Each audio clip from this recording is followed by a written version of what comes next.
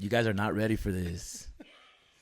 Today, we have the one, the only B-Boy Flea Rock. What up, what up? Ooh, we are here, guys. How you feeling, man? I feel amazing. I feel so good, blessed, and all that good stuff, man. All right, so I got a bunch of notes, but first I want to start off by apologizing to you. Because in the beginning of this year, I put out a video, and it sounded like I was downplaying your battle between Focus. And I put that out, and I never got to say sorry in public. So I apologize for that, man. That's not really how I felt. It's all good. All right, man. Shit I love you, happens. man. We bros, Love you know. too, man. You know, it's all good. All right. So I got a bunch of shit that I want to run through, but I really want to know, man, what is your first breaking memory? When was the first time you seen it? When was the first time you recognized it? When was the first time you saw it?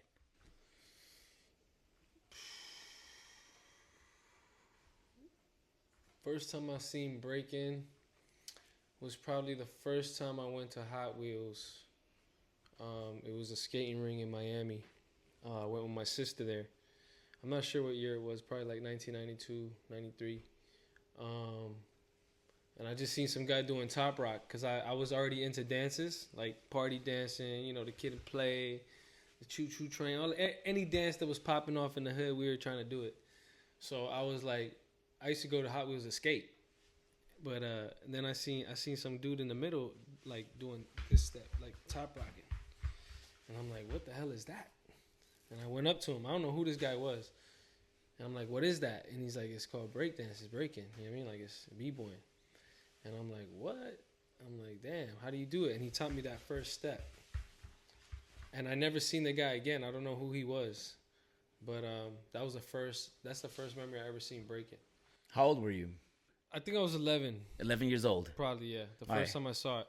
But that's not when I started breaking, though. Like, I just saw it, and I tried a few steps, but I didn't really know where to learn. I just seen it, and that was it. And then when I really started learning was probably around the same time. It was the same year, obviously. Was from Troll. Troll. Yeah. So how did you come across Troll? Troll was actually, like, my sister introduced me to Troll. I think my sister was like, yeah, I met this guy. He breakdances because she knew I liked it. You know what I mean? And she introduced me to him, and then he introduced me to Styles and Supreme. And those three guys were really the ones that kind of birthed me into, like, you know, the whole b-boy thing and schooled me on what it really is. And that's when I really understood it more. You know what I mean? Because they were just starting off. They were like, I think in their second year of breaking, maybe second year. But they were heavy into it. You know what I mean? Okay. And they were a little bit older than me. Yeah. Was your sister your sisters? How many siblings do you have? 2 sisters. Okay. Are they both older than you? Younger than you? Older. Older. Okay. So she came across Troll. Troll was older than you. Yeah, Troll's older. All right. Cool. And through him, you knew about Supreme, and who was the other name? No, Supreme and Styles. Supreme and yeah, Styles. Marlon and Leo. Okay. Yeah. And those are like the first guys that used to take me around when I was a little kid. I used to go to, you know, their house. We go around, chill, and they just show me how to break. Like, really, like, talk, like, mostly in my ear, you know what I mean? And showing me tapes. They showed me the, you know, footage of, like, Little Lep and Little Alex and Float and just everybody, you know what I mean? And, yeah, for the first year and a half, I think I was breaking with them. And then how old would you say you were? I started my own shit after that. Okay, did they have a crew? Yeah, it was Floor Play Dancers, which later turned into Street Masters. Okay, what was the name again? Floor Play. Floor Play. Floor Play Dancers. Floor Play Dancers. So that's the crew that were down, but you didn't get down with that crew. Yeah, I got down. Okay, you got down. Yeah, they put me down. I was like the little kid in the crew. Okay, so when you say you started your own shit, what did you start? After that, like after like they changed the name from Floor Play to Street Masters, and then a couple guys got out and started Floor Fanatics too. In Miami, and it was like all the same guys that you really started together in Miami, but kind of all separated through, you know, bullshit. But I started my own shit after that. We started Kool-Aid Kids. Kool-Aid Kids. Yeah, this is when I was still breaking, but I kind of stopped going to Hot Wheels, and I left kind of the scene, but I was still breaking like in my house and shit. And so Hot Wheels was a skating rink. Yeah, and that was the spot where everybody went on the weekends to really like showcase their skills and battle. And is that still around? You know, it's still there. Yeah, it's called Thunder Wheels now, I think, or something like that. Dope. But That's where everybody went Dope. to battle. And, So you got Kool-Aid Kids. That's what I you started rough. Kool-Aid Kids, which I was still breaking. I didn't go to Hot Wheels for a while, I remember, because I was just not going. And then I went back, and I seen like a bunch of other little kids breaking. But when I was there wasn't really no kids breaking. I was like the only little kid breaking, me and Pee Wee. And when I went back, I seen this is like a year later. I seen Teal, his little brother Ralphie, Enzo, and they were just chilling in the middle breaking. And I was like, oh shit. And I'm standing there, and they knew who I was already. And I was like, this is crazy. There's no internet, there's no cell phones, none of that. But they knew when I told them my name, they knew who I was. And they're like, oh, you used to break with Troll. And I was like, yeah, how'd you know that? He's like, oh, he told us because we met him. And I was like, oh shit, dope. And I already had a belt buckle, had a mock neck, had pro Keds on. Fresh. Because I went to New York in '94. So this was like that's when I met Teal, Ralphie, and Enzo. Okay. And they were like in their first year of breaking. Okay. And we started a crew called Kool-Aid Kids, which literally it was named Kool-Aid Kids for probably like 2 weeks, and then it changed into the name Servant and Styles. Servant and Styles. Servant Styles. But it would say Styles. Serve and an N Styles, like Serve and Styles. This was in 94, 95. When was this? Because that was like already 95, maybe 96. 95, 96. You went to New York in 94? Yeah, I went to New York for Zulu Anniversary in 1994, but I started breaking, like I said, the first time I saw breaking was like 92. And then like 93, that's when I met Tro. Okay. And then 94, we went to New York. Okay, who took you to New York? I went with Tro, Styles, this kid named Quickie, Seam from, Seam Star? Yeah. And Speedy Legs. Nice. It was Speedy Legs' idea. He was like, "Yo, we're gonna do this crew called Hip Hop Elements. We're gonna go to New York and battle Rocksteady." Fresh. You know what I mean? So that was the plan. Did you guys ever end up battling Rocksteady?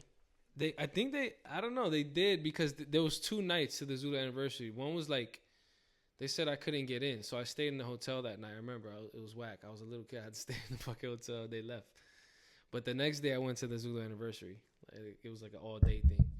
But the other one was at night. I just hit this shit. Yeah. Yeah, they said they went a few rounds with Rocksteady in the ciphers and shit.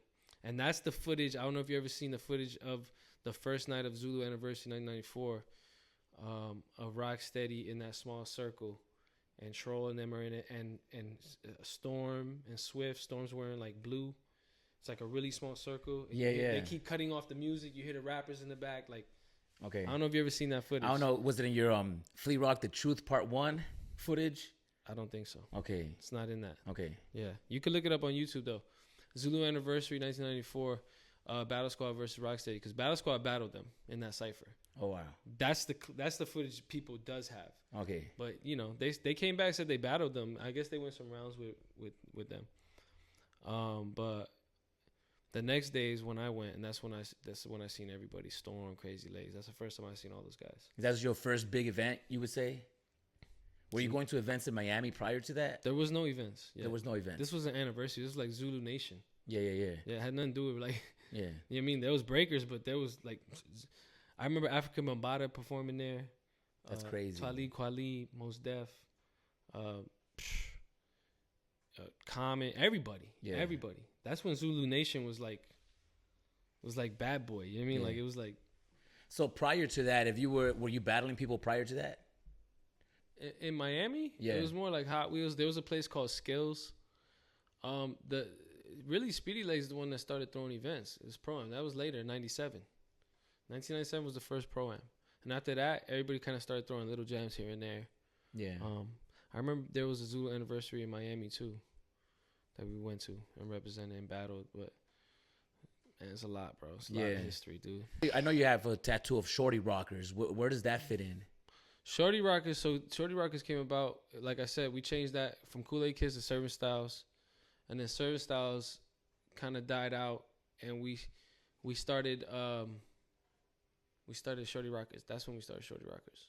So what would be the first and crew? Me and Elmo started Shorty Rockers. You and Elmo. Yeah, I came up to Elmo. I was like, "Yo, let's start a crew," because we don't know what's going on. Back then, like people were hopping crews like it was crazy. Everybody was trying to like see who they with. Like Floor Fanatics used to be the guys in Floor Fanatics was like they were like the best like to Street Masters. Like it was like Street Masters was the best. Floor Fanatics was probably the best too. They were like competing. Then you had like Flip Side, and you had like cats like us, like Shirty Rockers. You know what I'm saying? Like, and we were shorties though. You know what I'm saying? It's like we were younger than everybody, so it was hard to beat us because we were nice, but we were shorties. You know how shorties get way more props. Yeah. You know what I'm saying? Like, so it was, and we weren't whack. You know what I mean? Like we were dope. Yeah. So, yeah, but. Yeah, man, it's a lot of history, dude. A lot of history. I remember my first battle was actually against Pee Wee. Yeah. Who's Pee Wee? That was probably my first battle, first real battle. Pee Wee's from Street Masters. Okay. That was the year where Street Masters, they all separated, and Tro and Leo and me left, and the rest of the guys went and started Floor Fanatics. And they had like beef, you know. And one time I came to Hot Wheels, and Tro was like, "Yo, this is what you gonna do? It's gonna be me and Leo there, me and Supreme. We're gonna walk up on them and call them out, but you're gonna hide. And as soon as Pee Wee come out, you jump out. You know what I mean?" And I was like, "All right." So he was just like telling me what I gotta do. And I remember they didn't know I was gonna jump out. So like they're battling Leo and Tro and Supreme are battling all these guys, you know, because they had like beef. And these guys all used to be crew. This is in Hot Wheels. And then Pee Wee came out and tried to make fun of like Supreme's nose because he had like a funny ass nose. Yeah. And he does like some top rock, like pushing on his nose because his nose is like really flat. And niggas started laughing. I remember this shit. And then he was like, "Oh yeah?" Tro did some top rock and went like that and pointed. And I just hopped out from behind the wall. And just burned Pee Wee, bro. I hit one solo on him. Bah, I hit a freeze right in front of his face. Everybody lost it. They picked me up, put me on their shoulders. It was crazy. Yeah. As a child, like that was my first experience battling someone. You know what I mean? And I felt like they were mad at me. You know what I mean? But when I was a kid, I was like, it's just a battle. They're not gonna hate me. Right, you know right. I mean? Like, but they were really mad at me after. You know what I mean? I'm like, yo. They're like, yeah. well, they're like, why you acting cool with us, but then you jump out and battle with us? I'm like, it's breaking, bro. You know what I mean? Like, you just battled. It's all good. We still cool. And I was a little kid and I knew that. You know what I mean? But, you know, at the end of the day, it's all love now. We all grown, man. I love those guys. Pee Wee. Shout out to Pee Wee Short Shot, one of the illest B-boys that come out of Miami, and Styles and all the Floor Fanatics, Street Masters. Pee Wee's still around? Yeah, he's still around. I don't know if he's breaking. I think he lives in Cali. Dope. Yeah. Dope. Yeah. Wow, what a moment, man. That's crazy. Yeah, Pee Wee was. When did you since you right now you talk about you felt you looked at yourself, you were younger, you weren't taking it like that. When was a turning point that you were like, all right, this shit's serious, this is nothing to play with, and you took it to the next level? There was a few, man. You know, like to break this long, we got to keep it real, bro. Like it ain't easy. It ain't easy to just keep going and keep going and keep going and keep going as long as I've been going.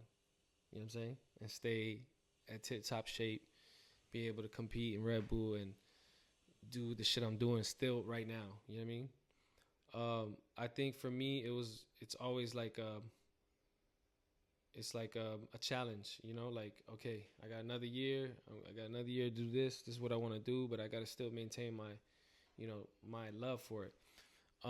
So I think, you know, the love was always there. When I first seen breaking, I fell in love with it. So that you could say that was the turning point of my life. But as far as, you know, in the sense you're speaking, I think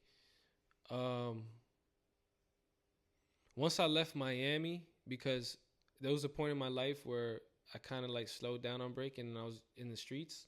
You know what I mean? When I got a little older and became a teenager, got a car and doing whatever the hell I wanted in Miami and just feeling like, okay, I could, you know, live this lifestyle. I got caught up in the street, a little bit of the street life. And I feel like K-Mel was one of the dudes that really like kind of got me back on track to be like, yo, bro, you got something in this breaking shit, Nick. You know what I mean? Like, you gotta like take this shit serious. You know what I mean? Do you remember when this was? I think it was around the time I met K. Like, I was in a breaking, but I was just like, I was in and out. Like I would go back to Miami and get into some stupid shit and really be like, you know, trying to come up. You know what I mean? Like come up on some quick money. You know what I mean? And you know, doing that shit be risky sometimes. So it's like, am I gonna do this or am I gonna fucking just, you know, break and see where breaking takes me? You know, and I was at that road a few times with breaking, you know, going back to Miami, leaving Miami, coming back, because where I live and, you know, all the people I grew up with, that's what they were into, you know, they were into that type of activity. So I was like falling into that. And, you know, I feel like I remember having a conversation with Kate one time and he told me like, yo, Flea, you know, that life ain't gonna, you know, it's not gonna really get you anywhere. You know what I mean? Trust me, I know. You know, he told me a few stories about his friends and what he done and all this shit. And I feel like I connected with him. This is before I really knew him, you know? And I don't know. And I seen what he was doing. And like at that time, I remember like, I was like, nah, K-Mel's the best. You know what I'm saying? You know what I'm saying? Like this is when I kind of left the scene, but I was in the streets and I seen K and I was like, yeah, he's the truth. You know what I'm saying? Like, so I respected what he said at that time. You know what I mean? So I was like, fuck it, I'm a really take this breaking shit serious. So I left Miami and just kept hitting. You know, that was my means of making money. Instead of, you know, coming up and, you know, doing some shit, I had to go hit. In Miami. I had to go hit New York. Okay, so you left Miami to go to New York. I left Miami to go to New York. Okay. Me and my brother War, we moved to New York. And then I was hitting with Clown and Wayne Blizz for a couple years in New York. And I eventually left. War, my brother stayed in New York. He stayed living there. I left. I went back to Miami. And that's when I got the contract in Orlando with Universal Studios. Okay. Because I went back to Miami after all that time hitting. I was like, fuck this, I'm going back to Miami. And I started getting some bullshit again. And I'm like, I'm not young anymore. Like, if I get caught up, it's a wrap. So, Heps called me. I was actually hitting in Miami, too. I actually got a contract at Bayside in Miami. I was hitting in Miami and with Legacy. And Heps hit me up. He's like, yo, we got this audition in Universal Studios.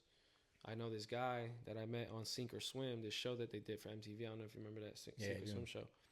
Yeah, they met this guy from Orlando that he had a company called High Voltage. It was like a stunt acrobatic team. And he got like a week, 2 weeks contract at Universal Studios to do shows. But they needed like a street version of the show. Is it recording? Yeah. It stopped?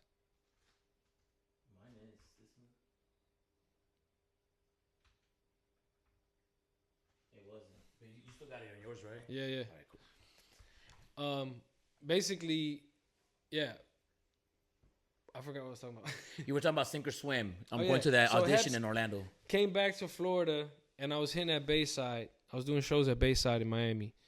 And I remember Heps hitting me up, and I was living in my mom's house. I wasn't really doing shit. You know, I was just, you know, smoking weed and fucking playing Dreamcast and shit. And my mom was like, yo, you gotta do some shit, you know what I mean? Yeah. And then Heps called me. He's like, yo, I got this contract. We got to go audition. We got to drive to Orlando. I know you know street shows. They're looking for a street show style show. And I was like, I got you. So we met up. We came up with the routines. I taught them everything they got to do, the backup lines for hitting, because I knew what it was. So because Universal Studios was looking for that style, for like the New York area of Universal Studios. Because it's like a New York area in Universal. And they wanted us to come out the building right there and shit and break, like act like we're from New York. So we went there, we auditioned, we got the shit. And that 2-week contract that guy got turned into an 8-year contract. They liked it so much. Wow. Universal gave that guy an 8-year contract. Yeah, so we worked there for 4 years. And then, you know, me and Legacy bounced out. Right. We bounced out. We were like, Heps, we're going to LA. Fuck this. We're going to LA, man. Like, we're going to do this movie shit. And he didn't want to come. He was tied up with a chick at the time, and we just got in the whip and drove. You drove from Miami to LA? From Miami to LA, me and Legacy. I only had like $1,000. He had like $300. Stayed at my cousin's for a week. We came straight to the promenade in Venice to hit. We hit, made enough money to get an apartment. got an apartment. I had a friend that had a connection with this agency that we got with. Got with the agency. They started putting us on auditions. The rest is history. Started booking mad shit. We went on tour. We did movies. We were working for a hot minute in Hollywood, and then Hollywood slowed down because obviously we had like we realized like with Hollywood they'll give you like a 5, 6, 7 year run, and then they get the new breeds, the new younger guys that come in, and the more popular guys, and that's it's a funnel, Right. So that's what these agencies are doing. They're trying to get you as much work as you can for the next 5, 6 years, and then they start working on other people, and then it's up to us to really further our careers. So that's what happened. Do you remember your first Hollywood job? Yeah. What was it? My first commercial I booked was a Harley Davidson commercial. Okay. So that was the first Hollywood, you would say. Yep. Do you remember how much they paid you? It was like $50,000. 50,000. Yeah. Did it but run? not at once. It was, it was a residual check. So altogether, I made like $50,000 off that commercial. Wow. Yeah. Wow. And when you say, because I know that Flips, everybody in your crew for the most part was in the Hollywood industry. Did you guys come out at once, or did you have somebody in? How did that work Flips, out? See, me and Flips were supposed to, before all this shit I just told you about, me, Legacy, and Heps going to Universal. Yeah. So before that, at some point in time, I don't know when it was, but like that's when I met Skill Methods. When I left Miami and I moved to Tampa for a little bit. And in between that whole New York and Miami and Orlando shit, at some point I was living in Tampa, and that's when I was practicing with Skill Methods. And at that time, we did shows with another company in Universal Studios, but it was a different type of show. It wasn't like a hip hop show. It wasn't like street style. It was like they had us dressed in like capoeira pants, and it was called like it was like we looked like we were from the jungle, and we're just flipping around and doing like dive rolls, and we do a solo. It was called Yaru. The show was called Yaru from G-Force. You know Mike? Yeah. So Mike from G-Force. Then you got, what's his name? Al Fuentes from High Voltage. Those were the two companies that used to get work in Orlando for B-Boys and shit. So, yeah. I remember at one point we were there, and then in Tampa, I'm lost. I was in Tampa, and then I was in Miami, and then I'm like, oh shit, nigga, what happened? Yo, it's all good. But I do remember when you and Legacy came out to LA, it was this energy that came with you guys. You guys were matching. You guys were doing a lot of 2-on-2s. Right. How was that time for you? Do you still look back at it? Yeah, that shit was. We knew we had to come here and just smoke everybody. I mean, that was our mentality, was to come here and be like, yo, any B-boys we see, we smoking them. Any club we go to, we open up a circle. You mean anywhere we're on some shit. Now, by this time, are you in Legacy Skill Methods? Legacy was never in Skill Methods. Okay, Legacy was never in Skill Methods. Okay. Legacy just from Miami. You know what I mean? I'm from Miami. But all right, so maybe Rocksteady, because I know you were Rocksteady. I knew Legacy before I met Skill Methods, though. Okay. You know what I mean? Like, I knew Legacy. The story between me and Legacy is really funny. It's really funny. But how did you meet him? Into that. It's too long. Okay. It's a funny story where we used to hate each other and then we became friends. Okay. You know what I mean? But, we'll save that for part 2. Right. How did you get down with Rocksteady? Rocksteady. How'd I get in Rocksteady? I'm not sure, bro. To be honest with you. That's fresh. I don't remember. I think maybe Ness put in a word for us. Ness was in Leg's ear probably. Because we were killing shit. Me, Heps, and Legacy were killing shit. He saw us killing shit. So he was like, yo, we got to get these niggas. You, Heps, and Legacy? Yeah. Okay. Did Heps end up getting down? We were Miami Rocksteady, all three of us. Okay, all three of you guys. Yeah. How long were you down with Rocksteady? 7 years. 7 years. That's a long time, bro. Very iconic battle between you guys and Havoc Koro at Freestyle Session. When in you guys, the circle? Yeah.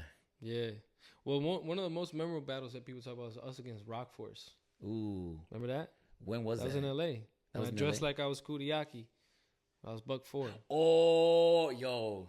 Your clip is iconic itself. Like the whole battle's crazy. Yeah. So what inspired that outfit? Beat Street. Yeah, obviously. Yeah. Obviously.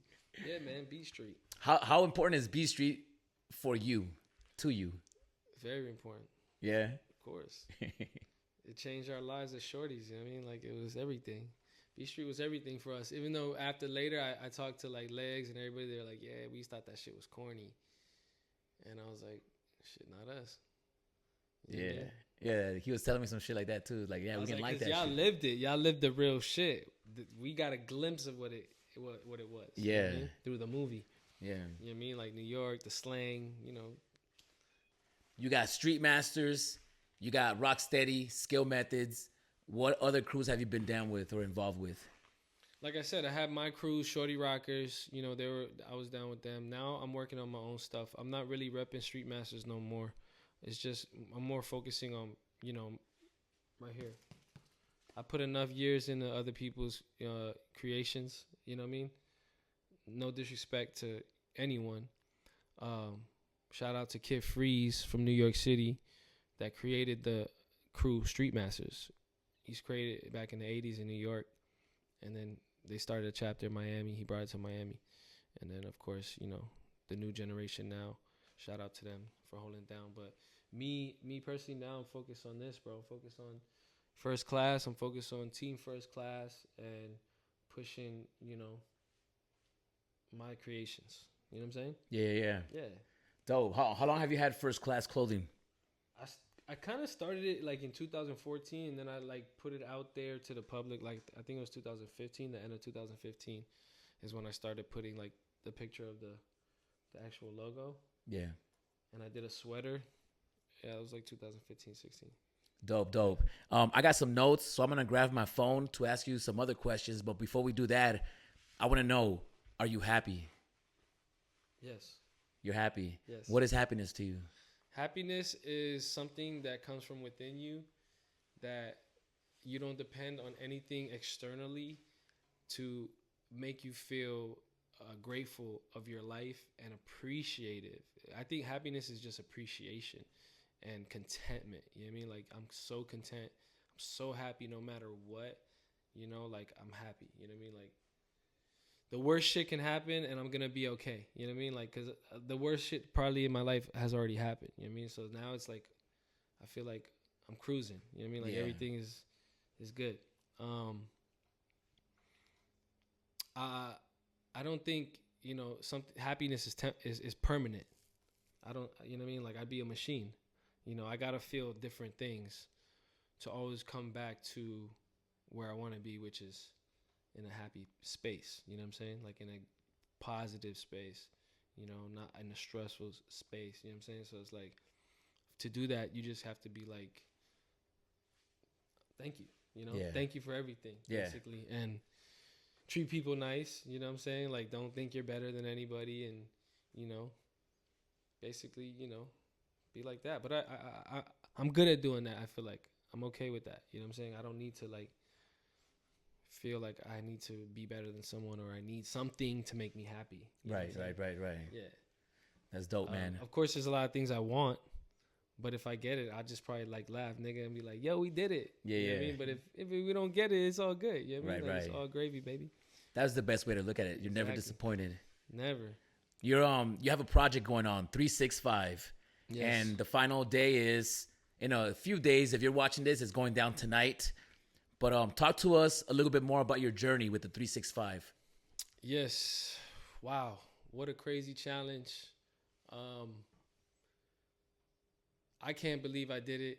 I'm still like, you know, in the twilight zone. You know what I mean? Like, I think later on I'll probably, like, maybe next year after that, I'll probably look back like, damn, I did that. You know what I'm saying? Like, yeah, it's crazy. It's been crazy. It's been challenging at times, real challenging at certain times. But you know, when you have your mindset and you know you promise yourself you're gonna do something, you got to do it. You know what I mean? And that's what it is, bro. Yeah, man. I admire that. It takes a lot of dedication, discipline.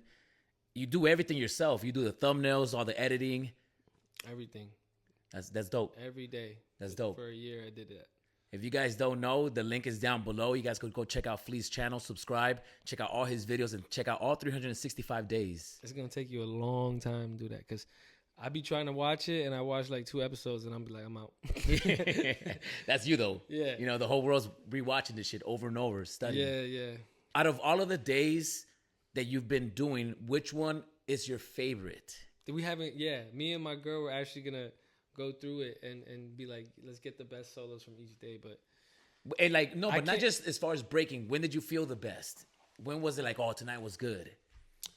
Yeah, it comes in waves. You know what I'm saying? Yeah. Like I have days that I feel like, yo, I was on, and then for the most part, it was cruise control. You know what I mean? Like it was like, okay, I gotta really just cruise through this session because I'm tired. You know what I mean? I'm tired mentally and physically. You know, so I feel like when people came into the challenge with me, I had a little more energy, obviously. But when I'm by myself, it's like, yo, I'm really trying to get through this right now, and you know what I mean. Like it was tough. It was tough to feel it. It was just body, everything hurts. Yeah. Do you have a day that was the worst that you could think off bat? I was like, oh man, that was not a good night. I think it was around the 40th something day was when I thought, okay, I'm not gonna be able to do this because I hurt my neck. I was trying double halo, and I put a beanie on for some reason. And this floor with beanies, it just ain't happening.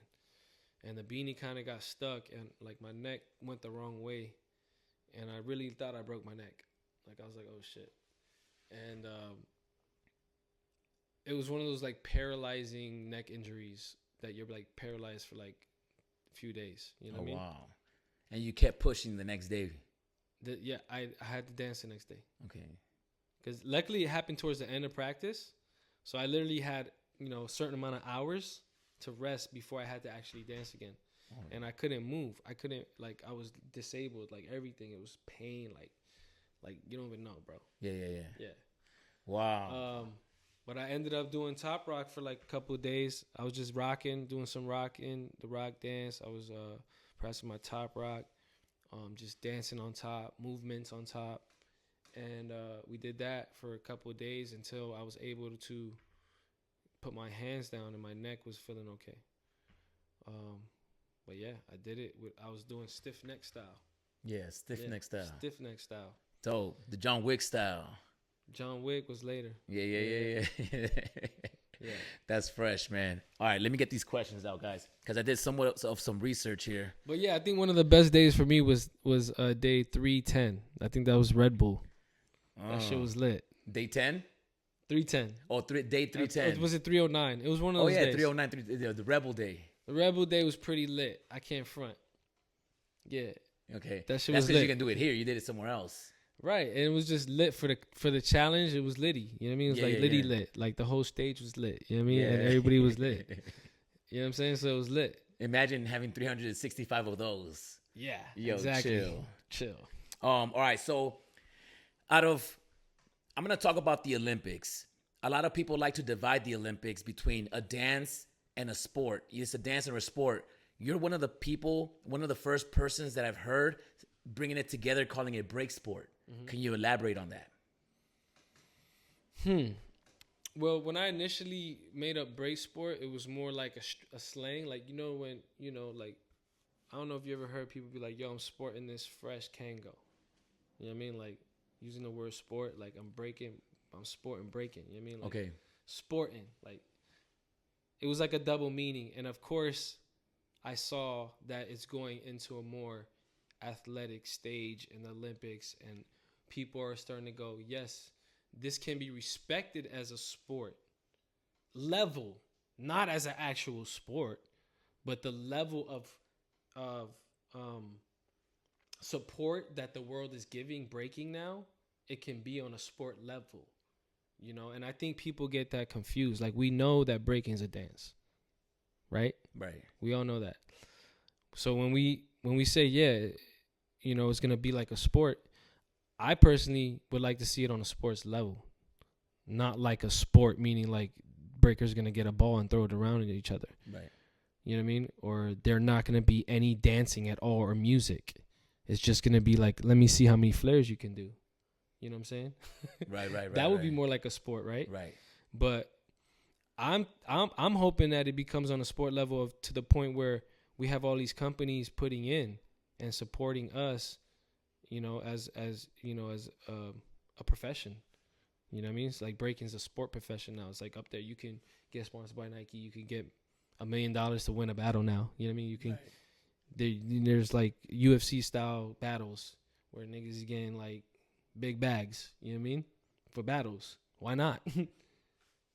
Right. So it's still a dance. It's just at a level of an Of the athletic sport, That's right? dope. So Yeah. break sport was me going, okay, it's like just. It's also like when I made break sport, I wanted that clothes to be more sporty. You know what I mean? Like more like the dry fit jogger tees and stuff you can like do sporty things in, like work out, fucking run. You know what I'm saying? Like, so that line was gonna be more sporty, and I wanted the first class to be more like I can go out with, like more, fresh. Yeah. More Dope. like I could go on a date with some first class gear. Yeah. You know what I'm saying?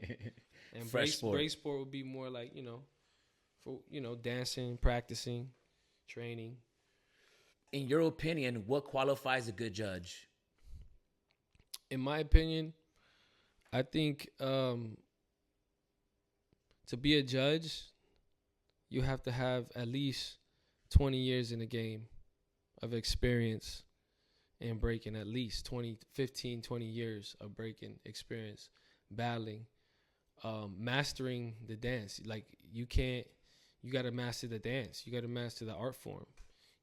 Someone that has literally, you can go, yeah, he is a well-rounded b-boy. He has mastered, for the most part, the essence and what it is, and why they understand it. Why that's so important is because the judges are the ones that it's their job to literally pick the person that is carrying on the tradition the best, if you want to keep this shit alive, right?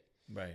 So it's like, if we have judges letting guys win that did not master the dance and is not breaking in a correct format and is not caring about the music or his form or anything of those sorts, and you're letting that guy win, you're telling the world that this is what it is to be a b-boy now.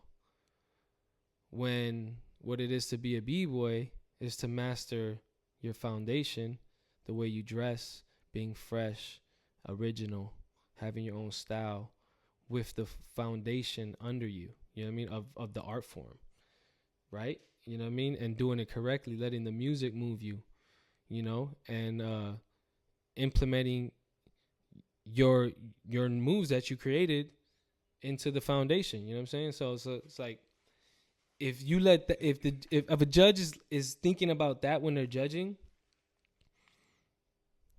I feel like that's what qualifies you for a judge. You know what I mean? Like that's what you should know as a judge, is to preserve the art, right? Yeah. Preserve the art form, right? Because if you look at if you're judging from a sports perspective, then yeah, the guy that's just flipping around, not caring about the music or the connection or the form or the transitions or the ideas, the concepts or the energy, the approach, you don't care about any of that. You just care about, the big crazy moves that they're doing. Then yeah, you're caring about the sporty side of breaking. You know what I mean? So I think it needs to be a more well balanced out thing that you judge on. Of course, the dynamics is huge in breaking. Like you gotta have that. You gotta have those dynamic, gymnasticy, sporty, crazy moves, but you also have to do it in a way, I feel like, that is b-boy, it's breaking, it's b-girling, it's that ism, it's that sauce, it's that raw shit, it's that hip hop. You know what I mean? It's that rah rah. You know what I mean? Like Yeah. it has to have that. Yeah. You know what I mean? And judges need to remember, like, yo, okay, you're judging, but you're judging a b-boy or breaking battle, and you're supposed to, it's your job to carry on the tradition and preserve the freaking art. You know what I mean? That's what I feel like. You know what I mean? Fresh. Right? Yeah, no, I could be agree. wrong. No, I agree. You know what I mean? I think that our job is to preserve the essence of what a b-boy is. Right. And I Because feel what like if you it do gets that. lost forever? Yeah. Imagine. Yeah. Oh, that'd be crazy. Imagine like 20 years from now, no one knows what real breaking is. That'll be a sad day. I want to some of these kids out here do preserve it right, like Nord, Right. Diamond, so luckily we No, do have that. there's a lot of kids. That's a beautiful thing. You can't kill it. You can't kill it. You can't kill it because it's the art form. It's the energy. It lives. It's alive. Why are you so hard on yourself? Who said that? You said that. I am? Yeah. All right, let me ask you a better question. All right, go ahead. I am. Why not? Who else is going to be hard on me? Right. You know what I'm saying? Yeah, I think we should all be like that. Yeah, got to be hard on yourself because you got to keep evolving, man. You got to keep pushing. I like putting myself in uncomfortable situations and seeing how calm I could be and see how collected and seeing what I can create in those uncomfortable situations. You know what I'm saying? So because that's life, man. You know what I mean? Like once I feel like comfortable, I'm ready to go. And I ain't ready to go. You know what I mean? Like I got mad shit to do. Yeah. You know what I mean? So it's like I keep myself in that position. You know what I mean? So it's like I don't even know what I'm gonna do this year coming up. I'm gonna do something crazy. I don't know. You know what I mean? Like it's just gonna pop up out of nowhere. I'm gonna do some shit. Like who do you think won between you and Shigeki? No, I definitely won. Yeah. If I lost, I would have. Yeah, I would have. So you look back at the footage? Oh hell yeah. Yeah. Because there's times where there's been times in my career where I probably won and felt like, I don't know if I won that one. You know what I mean? For sure. How did you become the Red Bull wild card? I don't know. It just randomly hit you up? Yeah. That's dope. I mean, I remember 2-3 years ago, 2-3 years ago, I started telling like Ronnie and I don't know who else I told. I started telling people like Cross, like, yo, how can I get in Red Bull? Like, what's up? Like, why haven't I been asked to do Red Bull? Like, why can I? Hello. Is anyone there? It's been 15 years. I haven't got invited to Red Bull. Hello. That's how it was. and now that you've been to, was it worth it? I mean, you didn't see when I first got up there, I was hype as shit. Yeah. I was like, finally. That's what I said. When I got on there, I was like, finally. Like, it took 19 years. 19 years to get me up there. Why did it take that long? We were watching the footage live, right? And there was a moment where Pookie voted against you and you looked up. Were you looking at him? Oh, yeah. Okay. Yeah, because I was like, this is undeniable that I smoked them. You know what I mean? Like, that's what this is, bro. This is a battle. It's not a showcase. It's not like who can do the better moves. It's like who can get burned, bro. It's a battle. Yeah. Did you talk to him backstage? Yeah, I mean, I said peace to him and shit. But yeah, I love Shigeki.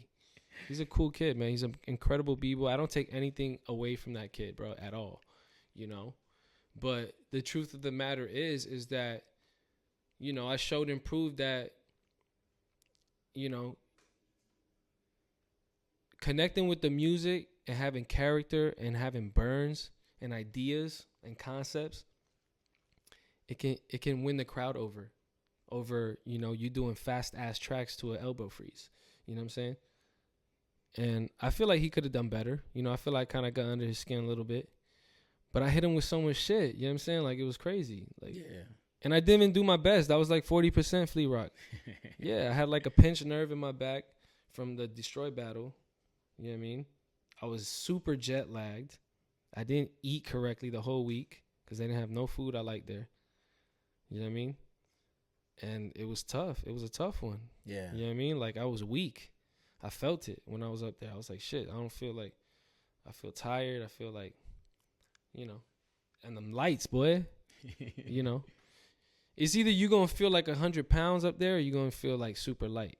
And I was like in between. I wasn't really at my peak, but that was due to me not sleeping for the first 3 days. I think I slept like one night through there when I was there for like 4 or 5 days. Wow. Because my jet lag, I was sleeping at all wrong times and like increments. Like it was crazy, but yeah, man, it is what it is. I'm Flea Rock, bro. Like my shit different. My shit hits different. You know what I mean? So it is what it is. You know what I mean? Like I feel like I could smoke pretty much anybody in the whole breaking world. I ain't gonna lie. And you probably can. But that's my mentality, and that's why I'm a b-boy. Because if you're a b-boy and you don't think you're the best, you ain't a b-boy. Because b-boys are like that. B-boys like, yo, I'm the best. You know what I mean? Like I'm a b-boy. You know what I mean? Who wanna smoke me? What's that? I mean, like, that's a B-boy mentality. Yeah, it is. Even though at the end of the day, we could sit down, have a drink, and have fun, and not even talk about breaking. You know what I mean? We cool. But when it comes to this art craft and this battling stuff, it's different for me. You know what I mean? Like, I come from a different school of battling. You know what I mean? Like, my shit is different. It hits different. And people feel that. You know what I mean? I think. So that's why I was able to go on that big stage and still make it feel like it was a cipher. You know what I mean? Like, feel me? So, yeah. It did feel like a cipher. It felt good to watch that. It's Right. like the return of the B-boy. Exactly. It was fresh. Yeah, it was like refreshing. Congratulations. Thank you. I appreciate it. After the battle, you were so upset at yourself. You were like, nah. Do you still? Because that's why I brought up that you're hard on yourself. I was really mad at myself after the mirror battle, not after. Okay. Yeah. But it was still a loss at the big stage. Yeah, I lost to a mirror after I won. I beat Sugar Kiss. No, I know you did, but so yeah. No, but I'm just saying, like, do you still look back at it and are you still hard on yourself like you were that day, or has it chilled out since then? Yeah, I let it go, man. That's what I'm saying. I can't hold on to these things. Okay. Because those things like that can really fuck you up. Yeah. You know what I mean? Like, so yeah, I let that go. Okay. Yeah, but it took me a minute. More because I was working so hard for it and I knew I could win, but I kind of played myself on like doing the one-hand combo first. You know what I'm saying? And not really like hitting some footwork and just dancing on Amir. Like, I could have just danced on him and like really murked him. Yeah. You know what I mean? But it was really hard with those beats. I'm not gonna lie. It's hard to, you know me, bro. Like, I'm a beat guy. It's not that I didn't like them. It's just that those are not the beats I prefer to battle to. You know, like I don't want to battle to beats. I want to battle to songs. Right. Music. You know what I mean? Like shit that really changes levels and there's feeling behind it. You know, and it's like you could really burn someone with the music because you know the music. You know, and that element is gone. There's no. If you watch my battles really carefully, the little changes in the music that there were, which was very little, you see my body changing when the music changes. You know what I mean? Because everything with me is with the music. That's my power. If the music's crazy, it's a rap. You know what I mean? So I feel like that was a big thing for me, the Amir battle. Like, I shouldn't have done that. That one-hand combo should have been the last one. You know what I mean? It should have been the last solo just to seal the deal. I shouldn't have grabbed that handkerchief shit because I didn't even do it right. You know what I mean? Like, I was supposed to do some shit with the handkerchief, and I kind of just, yeah. All right. That was good. But yeah, I was really hard on myself because, like, I promised my sons, I promised my kids that I was gonna get that belt. You know what I mean? I bring it home for them. You know what I mean? Like, and that's what messed me up. I know my kids were watching, you know, and I was really wanting to bring that belt home for Bomani and Ocean. You know what I mean? But, you know, I did my thing. You know, it is what it is. Oh, we always have next year. I can't do it next year.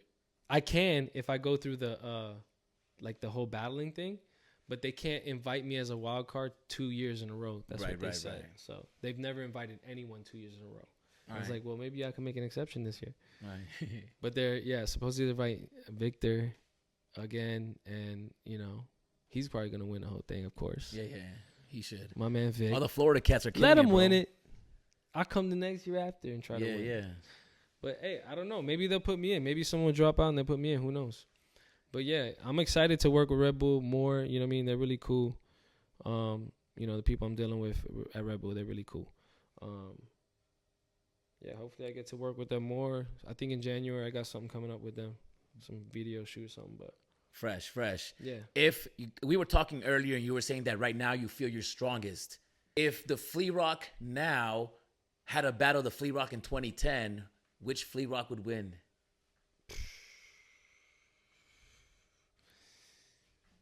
The Flea Rock in 2010 would probably smoke the shit out of me in the first few rounds, but then the Flea Rock now is just gonna get on his ass in the deep waters. You know what I mean? Like, yeah. You feel like you got more stamina? I understand it more. I understand it. Breaking every day. I understand breaking more. I understand. You know what I mean? And yeah, I'm more. I got way more experience now. You know what I mean? Like, I mean, back then I was a firecracker. You know what I mean? I was just like, my back was crazy. I just fall into anything, doing anything. You know what I mean? Like, I was faster probably. You know what I mean? But I don't know. It'll be a good ass battle. To be honest with you. If Flea Rock today had a talk to Flea Rock 2010, what would he tell him, or what advice would he give him? Oh, easy. I would have taught myself early about liabilities and assets and business and owning land and property and how to you know do all that.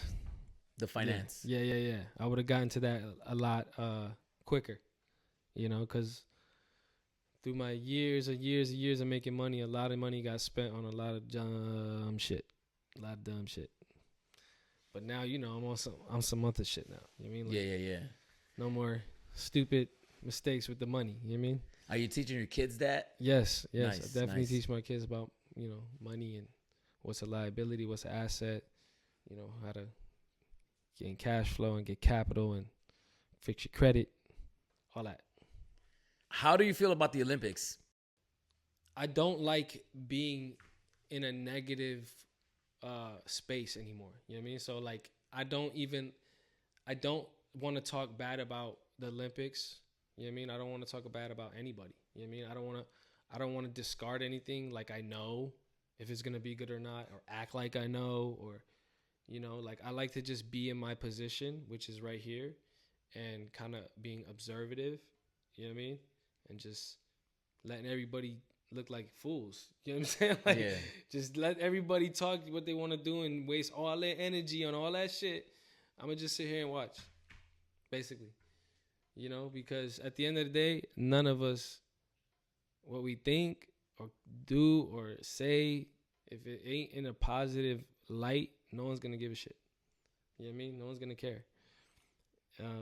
Or the people that are negative are going to agree with you. You know what I mean? And they're going to be in that negative space, and you're going to have people that's in a space where they're kind of acceptive to whatever it is, what it's going to be. And let's just appreciate it. You know what I'm saying? Let's just appreciate it. Obviously if there's some whack shit that happens there, we're going to laugh about it. You know what I mean? We're just going to be like, yeah, that's what it is. We told you. Yeah. My audio just cut off. This year, 365 days, how many injuries have you had? So I injured myself. The first time was my neck, and I had to do top rock for mad days, and I was just rocking. And then the next injury, I broke my finger building a chair for my son, one of those gaming chairs, the professional gaming chairs, and I broke my finger. Literally cracked my bone in half. My whole hand was swollen. Wow. I had to go to the emergency room, and that same day I had to do my 365 with one hand, and I was on one hand for like almost a month. Yeah, and then I was like in a cast, and I was breaking one hand. You could go back and watch it. That's when I was coming up with a lot of one hand shit. And then I hurt this hand, and then I had no hands for a couple of days. You can go back and watch it. It's mad funny, but I'm going crazy with no hands on everything. On my mom, rest in peace. I was going crazy with one hand, no hands. Like footwork and everything, no hands. Damn. Yeah, for a couple of days. And I finally got my other hand back, and I finally put this hand down again, but it was still messed up. I just break like that. Then I hurt my neck again. And then the worst one was I got COVID-19 after Red Bull. After Red Bull? After Red Bull, I got home and I got sick. Yes, I got sick and I had the fucking fever, headache, chills. I had to get up out of bed and break for 15 minutes and go edit the shit and post it and go back to bed. And I didn't eat for 6 days when I had COVID. I had no taste, no smell. Wow. Weak as hell. Yeah, shit was crazy. That was the hardest one. I was like, I thought the finger and the neck was bad, but COVID, that shit was no joke. Man. And, just so you know, I don't believe in COVID. It's just a flu. It's mutated. They call it COVID. It's the flu. It's mutated. It's always mutating. Every year, the flu is mutating, guys. Don't be alarmed. Don't be alarmed. The cold and the flu is going to be there. Stop acting like it disappeared, y'all. All right? They call it COVID now. You were wearing a mask. You were wearing a mask. Dog. It's a scandemic. You were wearing a mask before anybody was wearing a mask. I knew it was coming. Yo, that's crazy. I'm telling you. I told you about that story, right? Yeah, bro. Like, I made a song called Pressure, and I had the cover of the song, it has me wearing the mask. And this was like months before COVID. Months before COVID. And I had that Nike Ninja mask that I was rocking. Now everybody's rocking that shit. Yeah. But you know, we need one by the way. I love to, you know, born styles and give it to the world. Everybody just take it. Fresh. Yeah. Take it all and live.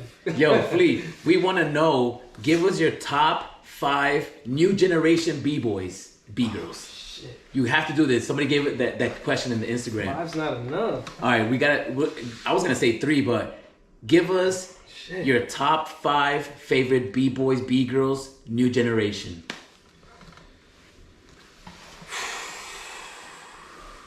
So many of you guys, man, and I don't want to offend nobody. Definitely, I'm not trying to be biased either, and that's why I put them on the team because they're some of my favorite. Yeah. You know, is obviously Nord Diamond is one of my favorite. Diamond's one of my favorites. B-girl Nika is one of my new favorites. Ooh. Mini Joe. Ooh. Man, who else? Lee from Ruggeds. Ooh. Super nasty. Who else is killing it? Man, there's so many. Of course, Lorenzo, his brother Federico. I love all these guys, bro. There's so many. Who else? I was just thinking about this too the other day. Hijack. Hijack really came out of nowhere. He did come out of Because I used to see him before, because Mason always showed me him, and I always see him in Mason's videos, and I was like, yeah, he's pretty dope. But like this year, he fucking came out of the bat. Yeah, he did. Yeah. At the Flowers battle. I feel like he was low key doing 365 without even telling anybody. Ooh, what if he did it last year? Probably, man. It looked like he was moving he was moving on that 365 shit. Yeah, the new shit, that 365 shit. You know, it looked like you practicing a lot. Yeah, you know what I'm saying? yeah, You can tell when someone's training. Yeah. You know what I mean? So, yeah, Hijack came out. You know, he inspired me a lot this year. Of course, like I said, Nord Diamond, Pac has always been like one of my faves.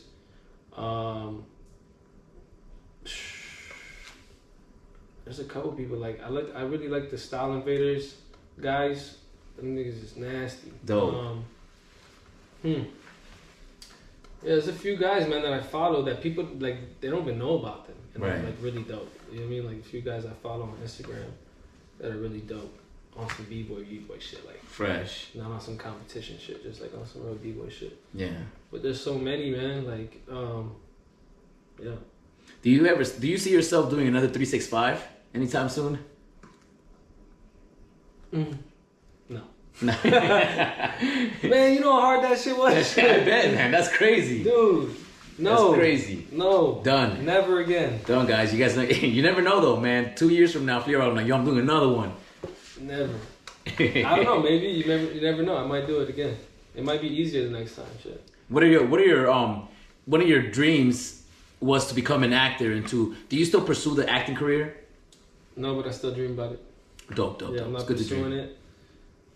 I do. I actually was contacting a couple people in Hollywood, like some agents and stuff, letting them know that I do want to get back into it. But you know, everything right now they want people vaccinated, and I got called for some auditions, but I had to be fully vaccinated. I'm not vaccinated yet, so and I don't plan on getting it. Maybe, I don't know, if I have to. Yeah. But yeah, I don't know, man. It's always been a dream, still my dream. You know, I think it's a lot of kids' dreams. You know, movies is everything. Like when you grow up, you know, going to movies and being in the movies, and I always wanted to be an actor. Like I think it's a lot of people's dreams. But now I know how to do it. Like I literally cracked the code. I know how I can become an actor.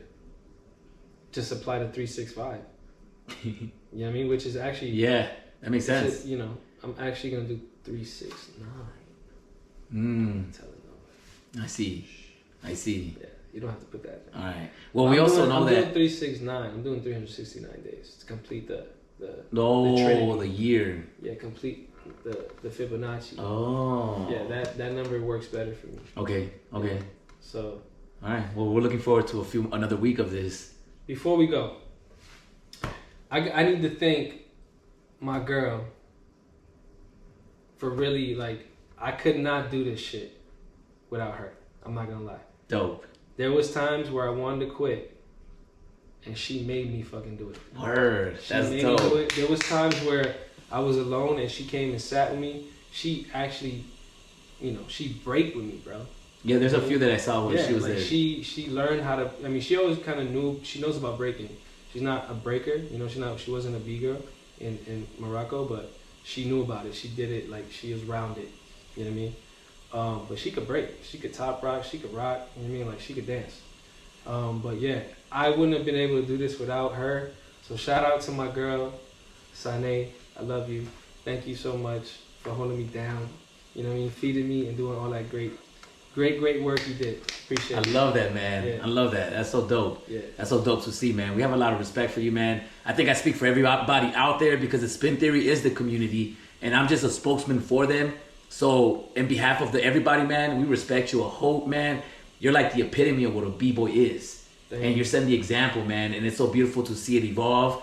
How you're doing it, the way you're doing it, man. It's like very inspirational, man. Yeah. The reason I did 365 is because I want y'all to remember me when I'm gone. I mean, the reason I really did 365 is because I really want y'all to remember me when I'm gone. And what I want y'all to remember is that I love this shit.